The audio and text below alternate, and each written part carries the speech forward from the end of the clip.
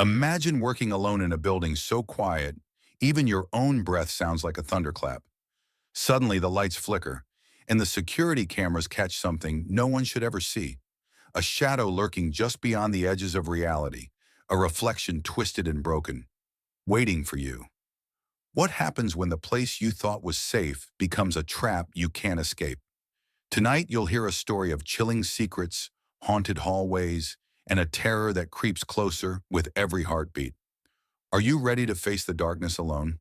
Before we dive in, don't forget to follow and support this channel for more true, unsettling stories that will keep you up at night. Your subscription means the world and helps bring these chilling tales to life. If I hadn't answered the phone that Saturday afternoon, I probably wouldn't be telling you this. I wasn't even supposed to work that night, but when my manager called in a panic asking if I could cover the overnight shift, I said yes before thinking twice. I had nothing else planned, just a takeout dinner and a half-watched Netflix queue. It was a simple favor, a quiet office, double pay, or so I thought. The building sits off a side road in Portland, boxed in by trees and a mostly empty parking lot. On weekends, it's practically dead, just a handful of floors lit up, and security downstairs. I remember the way the glass doors hissed open when I scanned in. I was the only name on the check-in log. The office on the fourth floor was exactly how I'd left it the day before. Dim fluorescent lights overhead, rows of cubicles, the hum of a vending machine blinking red in the break room. I swiped into my workstation and tried to get comfortable, stacking my notes and opening up the billing system. The first couple of hours were uneventful. I answered a few emails, ran some reports, and kept glancing at the time. It was barely 10 p.m. and already the silence was starting to feel too thick, like the building itself was holding its breath. Then I heard it, the sound of typing, just a few keys being tapped, a pause, then more. I froze. It was coming from the cubicle next to mine. I leaned back slowly and peered over the divider. Nothing. No one was there. I stood up and checked again. The chair was pushed in. The computer was off. I was alone. Completely alone. I tried to shake it off. Maybe it was just a creak. Maybe the old HVAC system or my own keyboard echoing weirdly. I laughed under my breath and sat back down, but I kept listening. About 20 minutes later, I heard a ding. The elevator. I turned toward the hallway and stared. It opened. Nobody came out. The doors stayed open for an unusually long time before slowly closing again, with a mechanical groan. I stood there, waiting for the sound of footsteps or movement. Nothing. Just the fading hum of the elevator returning to the lobby. That was when I started to feel it, like I was being watched. Not paranoia, not nerves. Watched. I stepped away from my desk and walked out to the main hallway. No voices, no clatter of movement. The air felt stale, almost static. My badge was still clipped to my lanyard. I pulled it out and checked the employee log on the hallway touchscreen. Only one badge had accessed this floor tonight. Mine. And yet I could still hear it. The sound of typing, coming from somewhere deep inside the office. But I was alone. I was supposed to be alone. I stood there for a while, not moving, not breathing, staring down the dimly lit hallway like it would shift if I blinked too long. The silence had changed. It wasn't calm anymore. It was loaded, like the building was waiting for something. I made myself go back to my desk, opened my water bottle, and took a long drink just to break the stillness. Maybe I was tired. Maybe my brain was playing tricks on me. I pulled my hoodie tighter around my shoulders and tried to focus on the monitor. But that sound, the elevator ding, it came again. I shot up from my chair and walked out, slower this time. The hallway to the elevators was long, lined with outdated motivational posters and old fire escape maps. I could see the metal doors already sliding open when I turned the corner. Again, no one. I stepped forward inch by inch, my shoes barely making a sound on the carpet.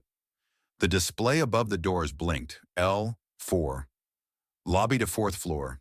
The doors stayed open longer than usual. Still no one. They closed. I pressed the button beside them, just to see. The elevator responded instantly. It opened again. Empty. stainless steel walls, a faint reflection of myself looking far more pale than I felt. I backed away and returned to the office. That's when I noticed something else. The air was colder, not the kind of cold you expect from air conditioning. This felt wrong, heavy, like walking into a freezer. My breath didn't fog, but I wrapped my arms around myself anyway. I sat back down, adjusted my chair, and glanced at the clock on the corner of my screen. 1:12 a.m. Right as I was about to log another batch of patient claims, I saw a flicker from the reflection in my monitor, a shadow behind me. I spun around. Nothing there. Just rows of empty cubicles and the faint glow of the break room light. The silence stretched again. Then I heard something new. The lightest shuffle of footsteps. Behind me. Too slow to be the wind. Too specific to be random. They stopped the moment I turned. I walked toward the corridor and peeked down both directions. No one. The elevator doors remained closed. The supply closet was shut tight. I pulled out my phone to text someone, anyone, just to feel like I wasn't losing my mind. No service. No bars. Not even Wi-Fi. And then my monitor glitched. Just for a second, it flickered black. Then a brief, distorted image appeared. Just a fraction of a second. It looked like a face. Not mine, and not anyone I recognized. I jumped back from the screen. My heart was pounding now. I reached for my phone again, and that's when the overhead lights in the far corner of the office flickered and shut off completely. Row by row, they dimmed. 1, 2, 3, until only my cubicle was lit, and everything else was dark. I didn't wait for the lights to come back on. I grabbed my phone, snatched my badge from the desk, and walked straight out of the office. Every hair on my neck was standing up. My footsteps felt too loud, echoing across the hallway like I wasn't the only one listening to them. The elevator was still on my floor, the doors closed. I didn't care. I took the stairs. 4 flights down, I pushed into the dimly lit lobby and made a beeline for the security office. Henry was supposed to be on duty all night. I'd met him once before. Older guy, gray stubble, always sipping black coffee like it was the only thing keeping him upright. The door to the security room was slightly open, and I knocked as I walked in. "Hey, something's going on upstairs." Henry was sitting in front of the monitors, staring with an expression I didn't like. His face was pale, his eyes locked on the center screen. I stepped closer. "What is that?" I asked. He didn't answer. I followed his gaze. On the screen, a grainy black and white feed from the front entrance showed the automatic doors from the outside. There in the center of the frame stood a man. He wasn't moving, just standing. Still as a statue, head slightly tilted, staring directly into the camera. He was wearing a black hoodie with the hood pulled up, and I could barely make out his face. Just a sharp chin and what looked like hollow, sunken eyes. The timestamp on the footage read 1:12 a.m. That was the exact time I saw the shadow behind me. I turned to Henry. "Did he come in?" He shook his head slowly. "No one came in." I looked back at the screen. The man didn't move. Then suddenly the feed glitched. Just for a moment. Static. Then darkness. When the image returned, the entrance was empty. Gone. No footsteps. No motion sensor trigger. No door logs. Gone. Henry rewound the footage and played it back again. Same thing. The man, the stare, the glitch. Then nothing. Henry finally looked at me. "You said you heard typing?" I nodded. "And footsteps?" "Yes." He glanced at another monitor, this one showing the inside lobby from above. He scrubbed back a few minutes. There was no one on the stairs, no one coming down, no elevator activity either. But I had just taken the stairs. I had just walked through that lobby. Yet according to the cameras, I didn't exist. I backed away from the desk, suddenly aware of how quiet the building had become again. The hum of the monitors, the occasional click from the heater vents, and outside, just the dark trees swaying beyond the parking lot. No cars, no traffic, no lights. Henry stood up slowly. "Stay here. I'm going to reset the system." He walked out of the office and disappeared down the hallway. I was left staring at the still images on the screen, empty corridors, frozen elevators, and a single pause frame that refused to load. The break room camera. It was stuck. But something in that image made my stomach turn. In the bottom right corner, under the break room table, there was a shape, a crouched figure, barely visible in the grainy static, not moving, watching. I stared at that frozen frame for what felt like hours, barely blinking. The break room camera wouldn't refresh. It stayed locked on that image, the tiny, hunched figure in the corner beneath the table, almost hidden in the blur and static. But it was there, curled, still, facing the camera. I knew that room. It was down the hall from where I'd been sitting earlier. I had walked right past it when I came down. I told myself maybe it was just an artifact, some glitch. Maybe the static created a weird shadow.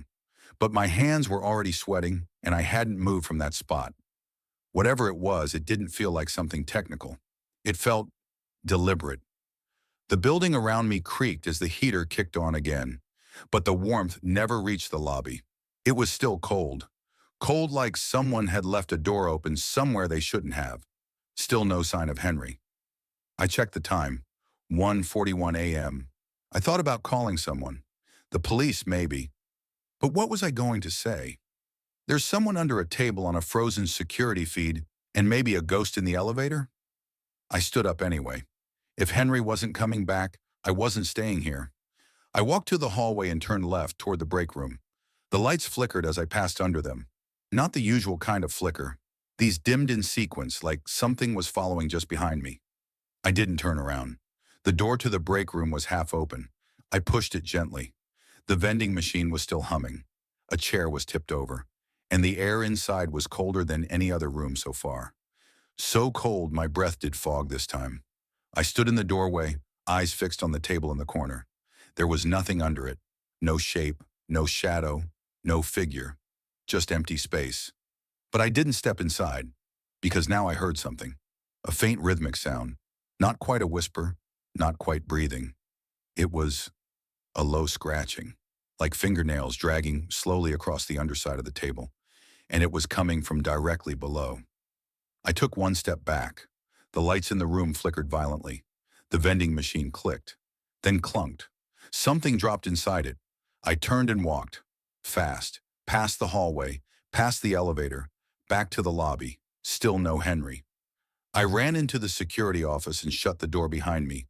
The break room camera had refreshed, and now the chair that had been upright before was knocked over. I never touched it. The timestamp read 1:47 a.m. I checked the other monitors again. Something had changed. The stairwell camera showed a figure now, blurry, mid-step, coming down slowly. Not Henry. This figure was barefoot, pants dark with something wet, shoulders too wide, and head slightly tilted like it wasn't sure how to walk. Frame by frame, it got closer. 3 more steps, then 2. Then, the feed cut to black. I stepped away from the monitors. The air in the security room had turned heavy, almost too thick to breathe. The hum of electronics, once faint and steady, now pulsed like it was alive. Uneven, twitchy. I could hear it in my ears, deep and dull, like a warning. I opened the door again. The hallway outside was empty, silent, no lights flickering this time, no movement, just that same unnatural cold, settling deeper into my skin. I called out down the corridor, "Henry?" My voice sounded wrong, too small, swallowed by the space like it didn't belong here anymore. No answer. I needed to leave. Now I went back through the lobby, past the reception desk, and pushed on the front door.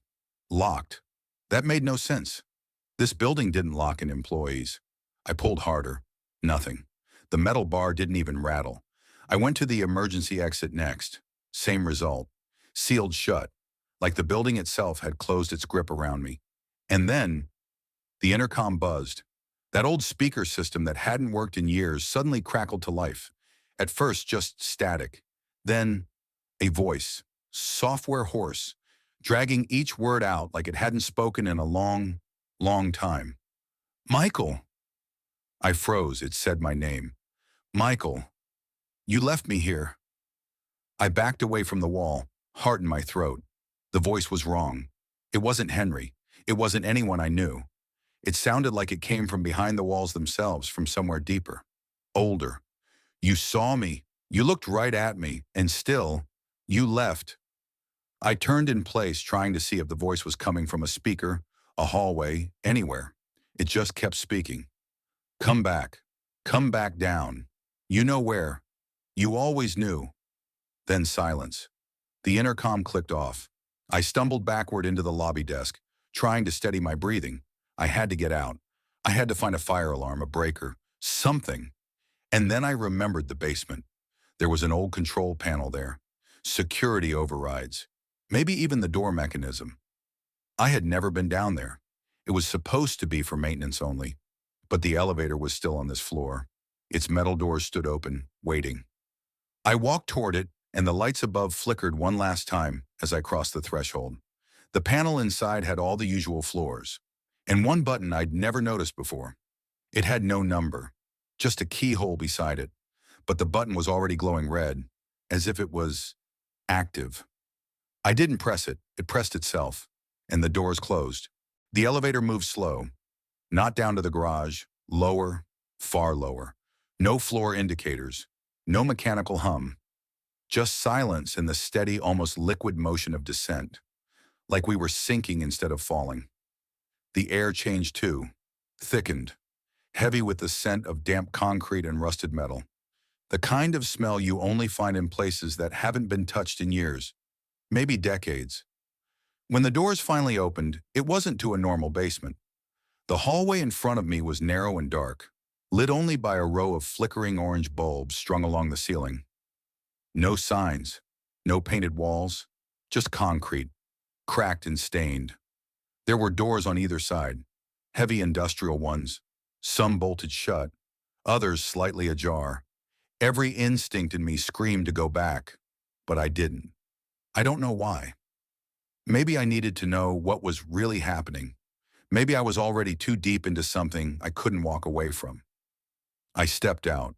The floor beneath my boots was wet, but not with water. The walls dripped with something darker. The further I walked, the more I saw. Old handprints on the walls, faint scratches near the doors, deep ones, like someone had tried to claw their way out. One door on the left stood wide open. Inside was a single chair, a spotlight above it, and restraints bolted into the floor. That wasn't part of our building. That wasn't anything the company ever told us about. I kept walking. My breath was loud now. Too loud, echoing down the corridor. Then I heard another sound, a dragging, something heavy, sliding across the concrete from deeper in the dark. I stopped. The sound stopped. I took one step forward. It moved again. Closer. Scrape. Scrape. Scrape. I turned a corner and came face to face with a wall of lockers. Rusted, unused, except one of them was open. Inside, hanging neatly on a hook, was a black hoodie, exactly like the one from the CCTV footage. And beside it, tucked into the locker shelf, was an employee badge. I reached in and picked it up. It wasn't mine, but I recognized the face. Her name was Julia Merrill. She'd worked nights a year ago, before she disappeared. They said she'd just stopped showing up. Quit without a word. But this badge hadn't aged a day. It was clean, untouched by dust, as if someone had placed it there just moments ago. Then I heard the voice again. Not through the intercom this time. This time it was behind me. Michael. I turned around. There was no one there. Just a long hallway, and at the far end, something stepped into view. Not a person. Not exactly. Something wearing the shape of one, but wrong. Its arms were too long. Its head tilted too far. Its feet dragged wetly behind it. It took one step forward, then another, and whispered again. You left me? I backed away from the figure at the end of the hall. It didn't rush. It didn't scream. It just walked. Deliberate. Crooked. Head tilting side to side like it didn't quite understand how to stay upright. And its face. God, its face. It wasn't Julia. It wasn't Henry. It was me. Not exactly. The features were all there. Eyes, mouth, hairline. But they were wrong. Off somehow. Like someone had sculpted a mask of my face from memory and got too many of the details twisted. The mouth hung open slightly, lips stretched thin. The eyes were wide, wet, and empty. It wore the same jacket I had on, even the same boots. But everything it copied looked like it had been pulled from the bottom of a lake, and it kept whispering as it walked. "You left me. I waited." The hallway felt like it was closing in. I turned and ran, back through the corridors, past the room with the chair, past the dripping walls. I reached the elevator, but the doors were shut, the button no longer lit. I slammed my hand against it. Nothing. Behind me, the scraping sound returned. Closer. Faster now. I turned and saw the thing standing at the end of the corridor, inches taller than before, its body twitching like it was trying to adjust its shape. I pounded the button again. The elevator groaned. Then a ding. The doors opened just enough for me to squeeze through. I hit the close button over and over. The thing started running. Not human, not animal. It moved like something that had watched people run and was now trying to mimic it. I caught one final glimpse as the doors sealed shut, its arms stretching toward me, its mouth finally forming something like a grin. Then darkness. The elevator didn't move, just sat there. The lights inside began to flicker, then die one by one, until only the emergency light remained, faint, red. I waited, held my breath, and then I felt it, on the back of my neck, a slow, cold exhale. Not mine. Something was in the elevator with me, and it was breathing. I didn't turn around. I couldn't. The air behind me was too still, too close. That breath, it wasn't just cold, it was intentional. It wanted me to feel it, wanted me to know it was right there, inches away. I stared at the emergency light. The red glow painted the inside of the elevator like a warning. I tried to speak, but my throat tightened. Nothing came out but a rasp. Then the voice whispered again. But this time, it wasn't outside me. It was inside my skull. Same rasp, same slow rhythm. But now it used my voice. "Michael, I know what you did." The walls of the elevator pulsed, not physically, but in my mind. Each word echoed like it had weight, like it was being drilled into my memory. "You watched her disappear. You said nothing. You thought no one saw." My knees weakened. I didn't know what it meant. I didn't know who it meant. The lights flickered one final time, and the elevator lurched downward, fast, uncontrolled. I grabbed the handrail as it dropped past every floor. Faster, deeper. Then, impact. The elevator stopped violently. The lights blinked out. Total darkness. I stumbled out when the doors groaned open. But this wasn't the basement anymore. This was deeper. No more concrete. No more security lights. Just dirt. Packed old earth beneath my feet and wooden beams lining a narrow path ahead like an old mining tunnel. The smell hit me next. Wet soil and something else, like rotting paper. I walked. One step, then another. My boots made no sound. The tunnel seemed to stretch endlessly forward, yet it knew where I was. Every twist in the path felt expected, like I was walking through a memory I had forgotten. And then I saw the desk, an old broken office desk, just sitting in the middle of the dirt, with a computer on top, still running. The screen glowed faintly. It showed a looped video, security footage, the lobby. The timestamp read 1 year ago, and on the screen, there I was, sitting, alone, watching the monitors, watching Julia leave through the side hallway for her rounds. I didn't move. I didn't follow her. I watched her go, and then she never came back. The feed looped again, same moment, same stillness. Then the audio played, my voice clear, cold. She probably just quit. I stepped back from the screen. The dirt behind me shifted. Something was moving, burrowing upward, close. I ran. The tunnel bent sharply, and at the end, a metal hatch, rusty, half buried. I threw it open, climbed the ladder. No idea where it led. I just climbed. The whisper behind me faded until it didn't, until it came back louder, from inside my chest this time. You watched her vanish, and now it's your turn. The hatch led up farther than it should have, Metal rungs slick with condensation, cold enough to burn my palms.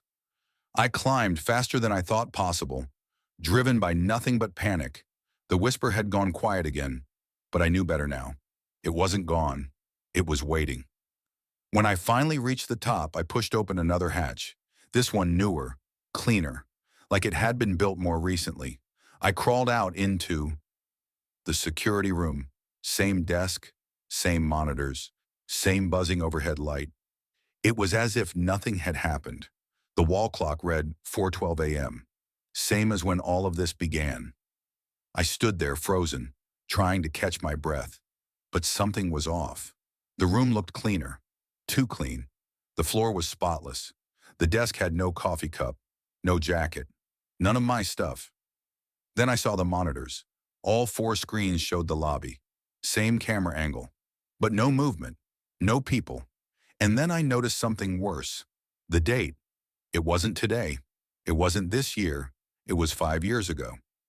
I stared at the timestamp, blinking hard. This couldn't be a recording. But then slowly a figure walked into the frame. I leaned in. The figure was me.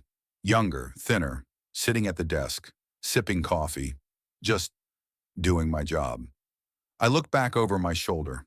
The room was empty, but the person on screen was real, moving, breathing, living. I watched him glance around the lobby, unaware, and then I saw the hallway behind him on camera. From that hallway, something crawled into view. Dark, crawling on all fours. Fast. It reached the man, me, and before I could blink, it dragged him out of frame. I jumped from the chair, heart racing. The screens all cut to static. The buzzing light flickered again overhead, this time faster. Desperate. Then a voice came through the speaker system, but not the one from before. This one was panicked, alive. "Michael, you there? Pick up." It was Henry. It was live. I grabbed the radio and shouted back, "I'm here. I'm in the security room." Static. Then his voice again. "Jesus, man, I've been looking everywhere. Where the hell are you? I've been calling your cell. You weren't at your post, so I came by. But everything's..." Silence. The radio went dead. The monitors turned back on. All four screens. This time, they showed different parts of the building. 1, the front lobby. 2, the hallway by the break room. 3, the basement stairs. 4, the security office. And on screen 4, I saw myself, sitting at the desk, watching the monitors. But I wasn't moving. I was completely still, mouth slightly open, eyes wide and staring. Then slowly, the version of me on the screen turned his head and looked straight at the camera, straight at me, and smiled. The smile on the screen wasn't friendly. It was empty, hollow, like the face of someone who'd given up. I stepped back from the monitors, heart pounding. The security room felt like a cage now. The door behind me was locked again. No windows, no escape. The radio crackled, static first, then the voice, low and distorted. Not Henry, not anyone I recognized. "Stay with us, Michael." The screen flickered. On the monitors, the building's hallway started to change. Walls shifting, doors disappearing. The familiar layout melted into something else. Twisting corridors that stretched endlessly. I realized I was no longer in the building I knew. I was trapped inside a nightmare version of it. A place where time didn't move, where every night was the same, and the thing that looked like me was waiting for me to join it. I sank to the floor. The cold seeped through my clothes. I heard the whisper one last time.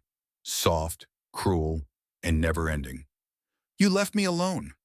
And then the lights went out.